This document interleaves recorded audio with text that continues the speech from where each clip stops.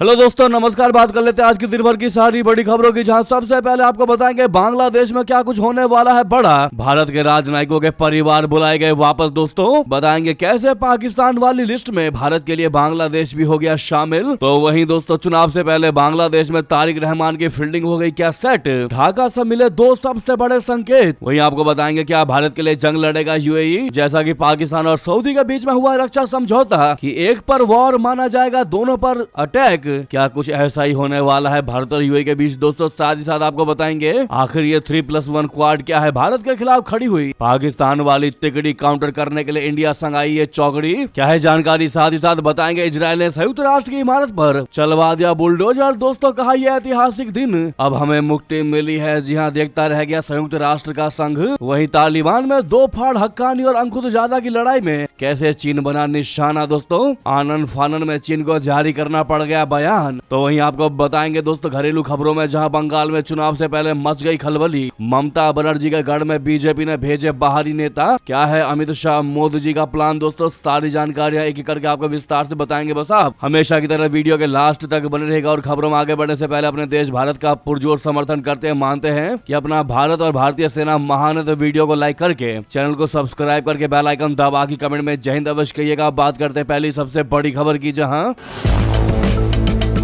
भारत और बांग्लादेश के बीच मौजूदा संबंधों की स्थिति किसी से छिपी नहीं है। यही वजह है कि भारत लगातार सतर्कता के साथ तेज निर्णय ले रहा है। दोस्तों माना जा रहा है कि बांग्लादेश में बड़े राजनीतिक बदलाव की आशंका को देखते हुए भारत ने अग्रिम तैयारियां शुरू कर दिया, जिससे अंतर्राष्ट्रीय स्तर पर भी चर्चा तेज हो गई है। बांग्लादेश में अब चुनाव महज कुछ ही दिनों की दूरी पर है। दोस्तों रिपोर्ट्स के मुताबिक अंतरिम सरकार के प्रमुख मोहम्मद यूनुस के चुनाव टालने की कोशिशों की और कट्टरपंथी ताकतों को भारत विरोधी गतिविधियों के लिए प्रोत्साहित करने का प्रयास किया, ताकि चीन और पाकिस्तान के साथ संबंधों को और मजबूत किया जा सके। लेकिन ये कोशिशें नाकाम रही। इसी बीच दोस्तों अपने भारत ने एक अहम और चौंका देने वाला फैसला लिया है। भारत ने बांग्लादेश को नॉन फैमिली स्टेशन घोषित कर दिया है। दोस्तों इसका मतलब होता है कि बांग्लादेश में तैनात भारतीय राजनयिकों और अधिकारियों को अब अपने परिवार, पति पत्नी, बच्चों को साथ रखने की अनुमति नहीं होगी। दोस्तों पहले यह कैटेगरी सिर्फ इराक, अफगानिस्तान, पाकिस्तान और दक्षिण सूडान जैसे देशों के लिए थी। अब बांग्लादेश भी इस सूची में शामिल हो गया है। बताया जा रहा है कि भारतीय अधिकारियों को सख्त से सख्त निर्देश दिए गए हैं कि उनके परिवारजन 8 जनवरी तक भारत लौट आएं। स्कूल जाने वाले बच्चों वाले परिवारों को 7 दिन की अतिरिक्त छुट्टी दी गई। इस फैसले के मुताबिक 15 जनवरी तक ढाका समेत अन्य जगहों पर पोस्टेड राजनयिकों के अधिकांश परिवार भारत वापस लौट चुके हैं। दोस्तों हालांकि अभी तक विदेश मंत्रालय ने इस फैसले की कोई आधिकारिक सार्वजनिक घोषणा नहीं की गई है, लेकिन सूत्रों ने बताया है कि यह कदम खुफिया रिपोर्ट्स और सुरक्षा आकलन के आधार पर उठाया गया है। यही कारण है कि देश दुनिया में इस फैसले की चर्चा हो रही है जमकर। जी हाँ दोस्तों, इस फैसले के पीछे की और क्या वजह हो सकती है। बांग्लादेश में भारत के पूर्व उच्चायुक्त पिनाक रंजन चक्रवर्ती का मानना है कि यह कदम सुरक्षा चिंताओं को देखते हुए उठाया गया है। उन्होंने कहा कि फरवरी 2026 में होने वाले बांग्लादेश के आम चुनाव से पहले हालात और तनावपूर्ण हो सकते हैं। एक बड़ी राजनीतिक पार्टी को चुनाव में हिस्सा लेने से रोके जाने को लेकर पहले से विवाद है और ऐसे में हिंसा की आशंका से इनकार नहीं किया जा सकता। उनके मुताबिक भारत के पास निश्चित तौर पर कोई इंटेलिजेंस इनपुट रहा होगा, तभी बांग्लादेश को नॉन फैमिली पोस्टिंग घोषित किया गया। विशेषज्ञों का मानना है कि यह कदम अस्थायी हो सकता है। चुनाव के बाद अगर बांग्लादेश में हालात सामान्य होते हैं तो भारत इस फैसले पर दोबारा विचार कर सकता है। दोस्तों जैसा कि आपको याद होगा, भारत और बांग्लादेश के बीच राजनयिक सुरक्षा को लेकर तनाव कोई नई बात नहीं है। हाल के महीनों में दोनों देशों ने एक दूसरे को उच्चायुक्तों को तलब भी किया था। 20 दिसंबर की रात दिल्ली में बांग्लादेशी उच्चायुक्त के आवास के बाहर प्रदर्शन हुआ था, जिसमें कथित तौर पर धमकियां भी दी गई थी। इस पर बांग्लादेश ने सुरक्षा में चूक का आरोप लगाया, जिसे भारत ने सिरे से खारिज कर दिया। यानी कि दोस्तों पाकिस्तान जैसी सेम हरकत देखकर बांग्लादेश को भी भारत ने दोस्तों उसी लिस्ट में शामिल कर दिया जिसमें पाकिस्तान शामिल है भारत के लिए। क्योंकि यूनुस की सरकार में हम ये उम्मीद भी नहीं कर सकते, भारत ये उम्मीद भी नहीं कर सकता कि भारत के साथ उसके रिश्ते अच्छे होंगे। और यही वजह है कि भारत और बांग्लादेश के रिश्तों में यूनुस के होते हुए दोस्तों कुछ भी ठीक चलता दिखाई नहीं दे रहा। ऐसे में सुरक्षा व्यवस्था की स्थिति को देखते हुए मद्देनजर भारत ने यह बड़ा फैसला लिया है। दोस्तों आपकी इस पर क्या राय है जरूर कमेंट करके बताइएगा। साथ ही साथ आपको बता दें चुनाव से पहले बांग्लादेश में तारिक रहमान की फील्डिंग हो गई क्या सेट। ढाका से मिले हैं दो बड़े संकेत। बता दें बांग्लादेश में मतदान से पहले ही बीएनपी के तारिक रहमान का मामला सेट होता नजर आ रहा है। एक तरफ जहां तारिक के पक्ष में चुनाव आयोग की तरफ से लगातार फैसले लिए जा रहे हैं, वहीं दूसरी तरफ रूस और अमेरिका जैसे बड़े देशों के राजदूत लगातार तारिक रहमान से मुलाकात कर रहे हैं। तारिक रहमान बीएनपी के अध्यक्ष हैं। तारिक की मां खालिदा जिया बांग्लादेश की प्रधानमंत्री रह चुकी हैं। तारिक के पिता जियाउर रहमान राष्ट्रपति पद पर रह चुके हैं। तारिक रहमान को शेख हसीना और उनकी आवामी लीग का धुर विरोधी माना जाता है। अगस्त 2024 में शेख हसीना के बांग्लादेश छोड़ने के बाद से ही तारिक और उनकी पार्टी ढाका में एक्टिव है। दोस्तों, बांग्लादेश के चुनाव आयोग पर बीएनपी के पक्ष फैसला देने के लिए नियमों को तोड़ने का आरोप है। एनसीपी के नाहिद इस्लाम के मुताबिक आयोग ने दोहरी नागरिकता रखने वाले लोगों को भी चुनाव लड़ने के लिए हरी झंडी दे दी है। ये गलत है और संविधान के खिलाफ है। बीबीसी बांग्ला के मुताबिक बांग्लादेश के चुनाव में 2 दर्जन से ज्यादा ऐसे उम्मीदवार हैं जिनके पास 2 देशों की नागरिकता है। अधिकांश उम्मीदवार बीएनपी के बताए जा रहे हैं। खुद तारिक रहमान बांग्लादेश के अलावा ब्रिटेन के नागरिक हैं। तारिक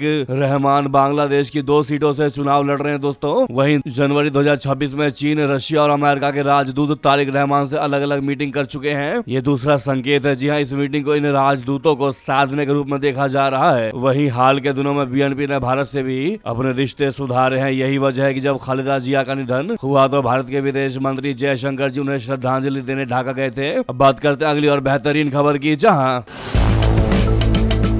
क्या भारत के लिए जंग लड़ेगा यूएई? दोनों देशों के बीच हुए रक्षा समझौते की इनसाइड स्टोरी क्या है बता दें। यूएई के राष्ट्रपति शेख मोहम्मद बिन जायद अल नहायान 19 जनवरी को भारत दौरे पर थे। इस दौरान भारत और यूएई के बीच कई अहम समझौते साइन हुए। दोनों पक्षों के बीच साइन किए गए 5 दस्तावेजों में सबसे अहम दस्तावेज रणनीतिक रक्षा साझेदारी यानी स्ट्रेटेजिक डिफेंस पार्टनरशिप स्थापित करने का आशय पत्र, बोले तो लेटर ऑफ इंटेंट रहा। पाकिस्तान और सऊदी अरब के 4 महीने पहले ही एक रक्षा समझौते पर हस्ताक्षर किए थे।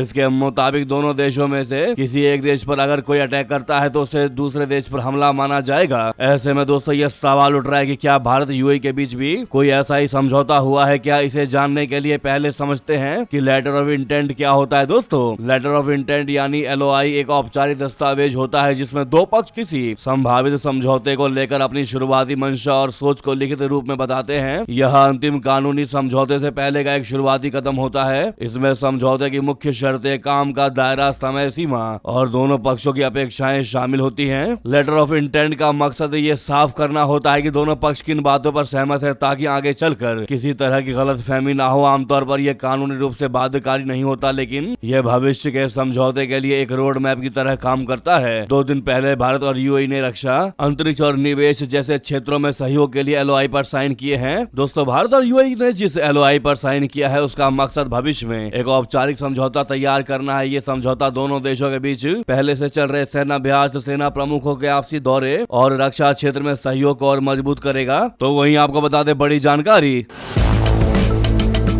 भारत के खिलाफ खड़ी हुई पाकिस्तान वाली तिकड़ी। तो फिर दोस्तों, क्या काउंटर करने के लिए इंडिया संग आई ये चौकड़ी बता दें। क्या है जानकारी? दरअसल बीते साल ऑपरेशन सिंदूर के बाद से भारत पाकिस्तान संबंध बेहद निचले स्तर पर है। पाकिस्तान अब इस्लामी देशों का अगवा बनना चाहता है। इसके लिए वो सऊदी अरबिया और तुर्की के साथ एक इस्लामी बम की तिकड़ी बनाने की कोशिश में लगा हुआ है। लेकिन वहीं अपना भारत को 3+1 के एक नए स्क्वाड में शामिल करने का प्रस्ताव दिया गया है। दोस्तों, माना यह जा रहा है कि अगर भारत अपना इस प्रस्ताव को मान लेता है तो ये एक अलग तरह का स्क्वाड होगा जो उसे पाकिस्तान और कश्मीर पर अक्सर जहर उगलने वाले तुर्की जैसे देशों के मंसूबों पर पानी फेर सकता है। ये तब हो रहा है जब भू राजनीतिक समीकरण तब बदल रहे हैं जब अमेरिका के राष्ट्रपति डोनाल्ड ट्रंप ने भारत, चीन समेत दुनिया के कई देशों पर काफी ज्यादा टैरिफ लगाए हैं। दोस्तों, भारत के खिलाफ कौन सी तिकड़ी खड़ी हो रही है वो आपको पहले बताते हैं। बताते यूरेशियन टाइम्स पर छपे एक लेख के मुताबिक सऊदी अरब, पाकिस्तान और तुर्की का रणनीतिक गठबंधन भारत के लिए गंभीर रणनीतिक चिंताएं पैदा करता है, क्योंकि इसमें सऊदी अरबिया का वित्तीय समर्थन, तुर्की की प्रौद्योगिकी और पाकिस्तान की परमाणु प्रतिरोधक क्षमता शामिल है, जिससे दक्षिण और पश्चिम एशिया में शक्ति संतुलन बदल रहा है और समुद्री सुरक्षा जटिल हो रही है। अब ऐसे में भारत के पास इससे निपटने का क्या बड़ा प्लान है बता दें। मीडिया रिपोर्टों के मुताबिक भारत के पास कई विकल्प है, जिनमें इजराइल और अमेरिका जैसे देशों के साथ साथ तुर्की के पड़ोसी देशों ग्रीस, साइप्रस और आर्मेनिया के साथ अपने संबंधों को और मजबूत करना, समुद्री निगरानी बढ़ाना, सऊदी अरब और संयुक्त अरब अमीरात के आर्थिक प्रभाव का का लाभ उठाना और घरेलू रक्षा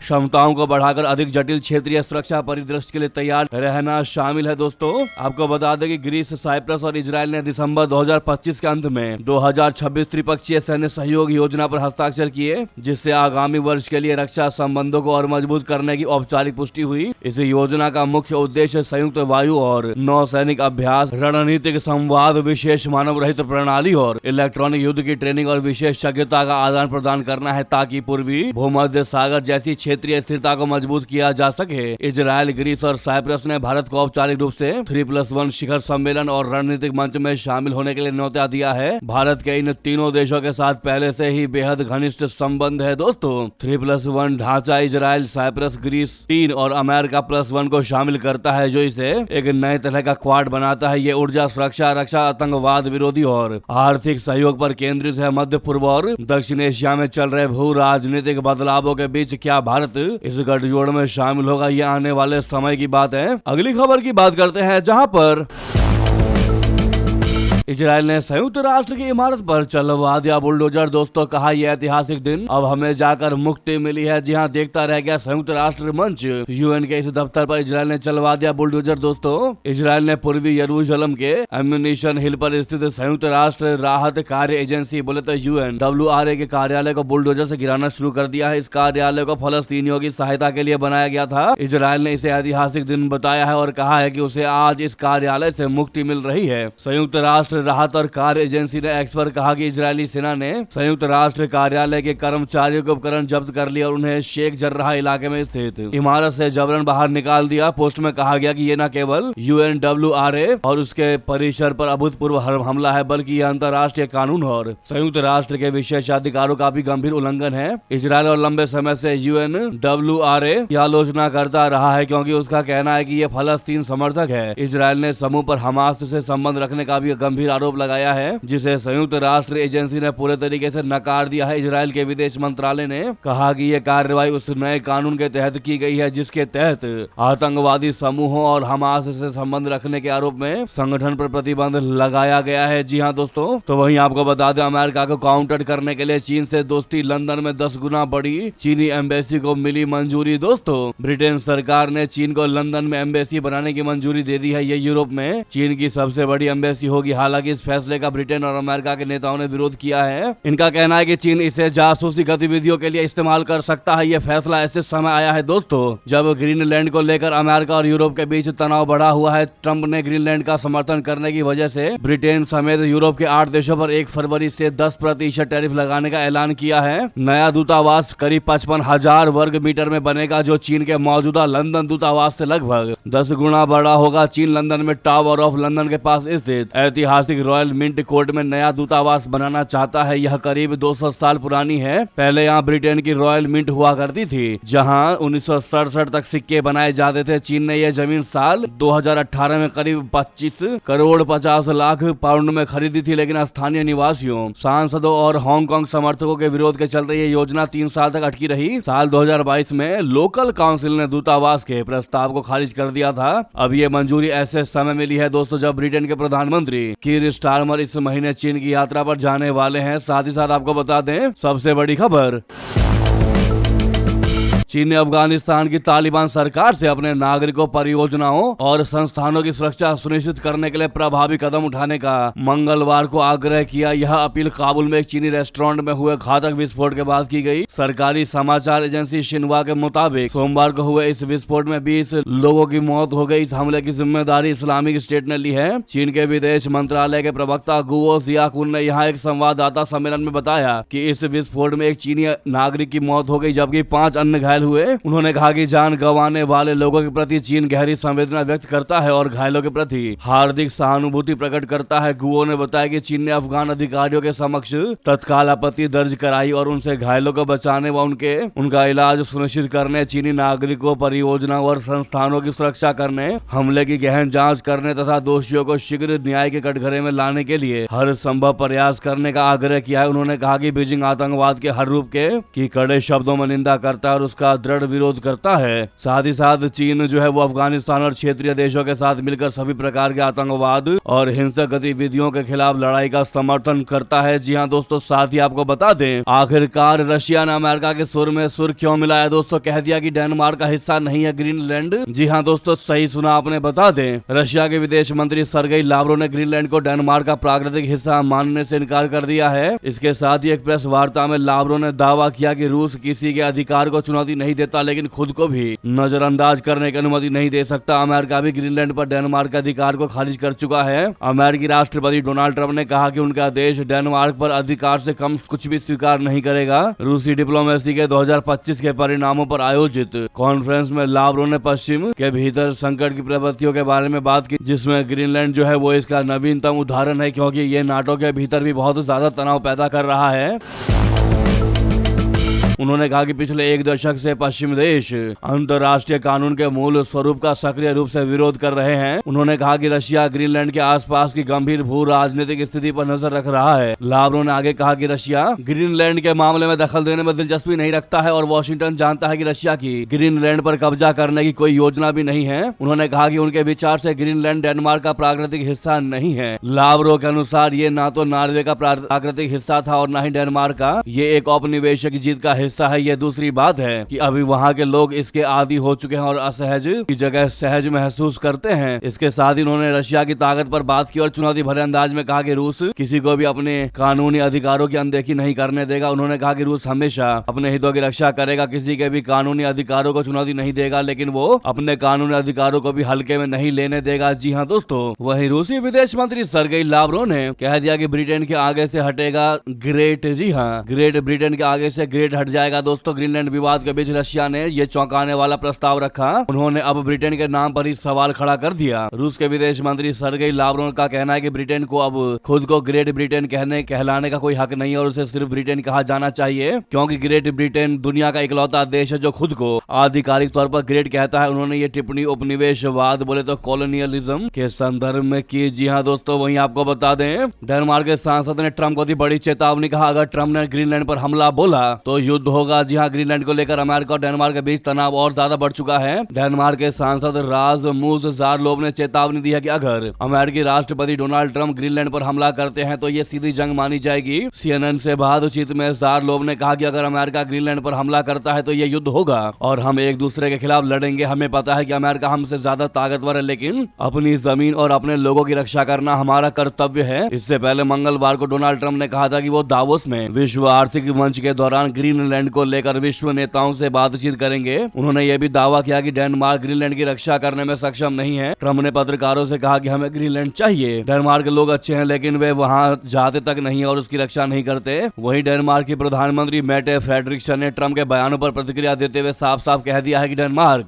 ग्रीनलैंड को कभी नहीं छोड़ेगा। दोस्तों, इतना नहीं, डेनमार्क के सांसद ने ट्रंप को गाली तक दे दी दोस्तों और कह दिया कि ऐसी ही भाषा को समझते हैं अमेरिकी राष्ट्रपति ट्रंप। उन्होंने अमेरिकी राष्ट्रपति के ग्रीनलैंड पर कब्जे को लेकर दिए बयानों पर बहस के जवाब में उन्हें भाड़ में जाओ कह दिया। यूरोपीय संसद में बोलते हुए डेनिश MEP एंडर्स विस्डीजन ने डोनाल्ड ट्रंप की हालिया टिप्पणियों को खारिज कर दिया कि अमेरिका को राष्ट्रीय सुरक्षा कारणों से ग्रीनलैंड पर नियंत्रण कर लेना चाहिए। उन्होंने कहा कि मैं इसे उन शब्दों में कहता हूं जो शायद आप समझे, मिस्टर प्रेसिडेंट भाड़ में जाओ। अगली खबर की बात करते हैं, जहां पर दुनिया की 1/4 GDP पर होगा समझौते का असर। दोस्तों, मदर ऑफ ऑल डील्स के करीब भारत और EU। जी हां, यूरोपीय संघ भारत के साथ लंबे समय से लंबित मुक्त व्यापार समझौते FTA को अंतिम रूप देने के बेहद करीब पहुंच चुका है। वर्ल्ड इकोनॉमिक फोरम WEF के दावोस शिखर सम्मेलन में मंगलवार को यूरोपीय आयोग की अध्यक्ष उर्जुला वॉन डेर लेयन ने इसके संकेत दिए। उन्होंने कहा कि ये समझौता दोनों अर्थव्यवस्थाओं के लिए वर्षों में सबसे अहम व्यापारिक उपलब्धियों में से एक साबित हो सकता है। अपने भाषण में व्यापारिक साझेदारियों के विविधीकरण और जोखिम कम करने पर जोर देते हुए वॉन डेर लेयन ने कहा कि अभी कुछ काम बाकी है, लेकिन हम एक ऐतिहासिक व्यापार समझौते के बिल्कुल करीब हैं। कुछ लोग इसे मदर ऑफ ऑल डील्स कहते हैं। ऐसा समझौता जो 2 अरब लोगों का बाजार बनाएगा और वैश्विक GDP का करीब 1/4 का प्रतिनिधित्व करेगा। इस प्रस्तावित समझौते का दायरा बेहद विशाल है। दुनिया की सबसे तेजी से बढ़ती बड़ी अर्थव्यवस्थाओं में से एक भारत को वैश्विक व्यापार के प्रमुख स्तंभ यूरोपीय संघ से जोड़कर ये डील ऐसे समय में सप्लाई चेन की दिशा बदल सकती है जब सरकारें अपनी आर्थिक निर्भरताओं पर नए सिरे से विचार कर रही हैं। जी हाँ, वहीं दोस्तों आपको बता दें भारत और पोलैंड में कैसा विवाद। पाकिस्तान और रशिया को लेकर दिल्ली और वार्सा आमने सामने। जी हाँ, भारत और पोलैंड में राजनयिक विवाद पैदा हो चुका है। दोनों देशों के विदेश मंत्रियों ने एक दूसरे के खिलाफ तीखी बयानबाजी की है। दोस्तों यह विवाद पोलैंड के विदेश मंत्री और उप प्रधानमंत्री राडोस्लाव सिकोरस्की की भारत यात्रा के दौरान चरम पर पहुंच गया है। सोमवार को विदेश मंत्री जयशंकर जी ने राडोस्लाव सिकोरस्की के साथ बैठक की। इस दौरान दोनों देशों ने पाकिस्तान और रशिया को लेकर अपने मतभेद जाहिर किए। पोलैंड नाटो देश है जो रशिया को खतरे के तौर पर देखता है। इस देश में अमेरिका का बड़ा मिलिट्री बेस है। दोस्तों द हिंदू की रिपोर्ट के मुताबिक पोलैंड के प्रधानमंत्री के साथ नए संबंधों पर निशाना साधते हुए जयशंकर जी ने सिकोरस्की से कहा कि भारत उम्मीद करता है कि उसके पार्टनर पड़ोस में आतंकवाद को बढ़ावा न दे। जयशंकर जी ने उन्हें यूरोपीय संघ द्वारा भारत के व्यापार और रशिया से तेल आयात पर लगाए गए प्रतिबंधों के बारे में भी एक कड़ा संदेश दिया, जिसे उन्होंने चुनिंदा निशाना साधना कहा। इस बैठक का वीडियो सोशल मीडिया में काफी पसंद किया जा रहा है। दोस्तों तो वहीं अगली और बेहतरीन खबर की बात करते हैं, जहां पर बंगाल में चुनाव से पहले मच गई खलबली। ममता के गढ़ में बीजेपी ने भेजे बाहरी नेता। क्या है मोदी शाह का प्लान, बता दें। पश्चिम बंगाल में चुनाव को लेकर भाजपा ने पूरी तैयारी कर ली है, या यूं कहे कि भाजपा हर तरीके से तैयारी में जुटी है। इसको लेकर पार्टी ने राज्य में अपने वरिष्ठ नेताओं या अप्रवासी सदस्यों को बुलाया है, जिसमें उत्तर प्रदेश के मंत्री जेपीएम राठौड़, उत्तराखंड के मंत्री धन सिंह रावत, राजस्थान बीजेपी किसान मोर्चा के अध्यक्ष कैलाश चौधरी, यूपी के पूर्व मंत्री सुरेश राणा, हरियाणा बीजेपी के महासचिव संजय और कर्नाटक के पूर्व मंत्री सीटी रवि शामिल हैं। इन सभी सीनियर लीडर से बंगाल यूनिट में सभी लेवल पर आंतरिक मतभेदों को सुलझाने की उम्मीद जताई जा रही है। इनमें से अधिकतर नेता हिंदी बोलते हैं, ऐसे में उनके साथ स्थानीय नेता भी होंगे जो जमीनी स्तर के कार्यकर्ताओं और लोगों के साथ बातचीत के दौरान ट्रांसलेशन में सहयोग करेंगे। इसी बीच दोस्तों ये थी की सारी बड़ी खबरें। आपको खबर कैसी लगी जरूर कमेंट करके बताइएगा। लगे हाथ तो वीडियो को लाइक करके इस चैनल को सब्सक्राइब करके बेल आइकन दबा के कमेंट में जय हिंद कह दीजिएगा। मिलता है अगली बड़ी खबर में। यहाँ तक बने रहने के लिए आप सभी का बहुत बहुत धन्यवाद, बहुत बहुत आभार। जय हिंद, जय भारत।